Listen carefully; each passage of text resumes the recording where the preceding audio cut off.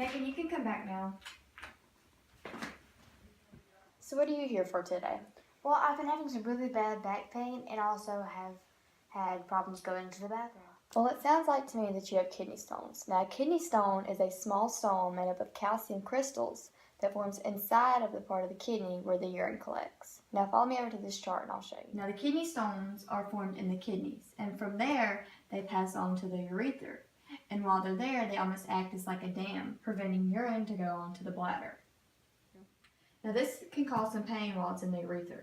Most of the pain comes from while it's in the bladder and you trying to pass it. So what's your diet been like in the past few weeks, Megan? Well, I have been drinking a lot of tea and eating things that are chocolatey. But I've also been trying to eat a little healthier, so I've been eating this little spinach.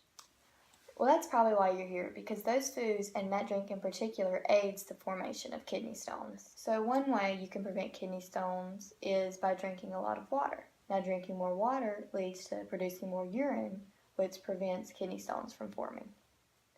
Now, I know I told you that kidney stones are calcium crystals, but in all honesty, calcium is not the enemy here. I've had patients coming in asking about why they're having recurring stones when they've cut back on their calcium intake, but the truth is sodium is the one that you need to be cutting back on. Okay. So work to cut back on your sodium intake in your diet and try to pair calcium-rich foods with oxalate-rich foods. Kidney stones are often described as the most painful experience a person can have, but unfortunately, it's not just a one-time event. So you're saying I can get them again in the future? I am. Well, how soon will I pass the kidney stones? Well, it really just depends on the size and how many you have. It typically takes up to a few days to within a few weeks. So if you have any questions or concerns, or if you haven't passed them by appropriate amount of time, feel free to call up here and ask any questions. Thank you, doctor. Okay.